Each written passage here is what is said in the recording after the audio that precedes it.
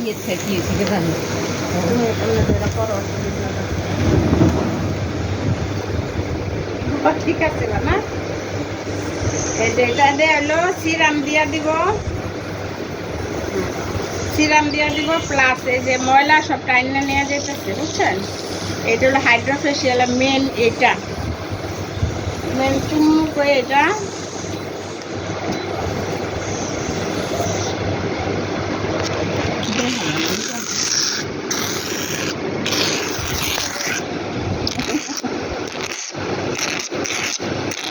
দেখা পাবা না শুধু ময়লাটা টেনে এটা টান করো তো শুকনো টান করো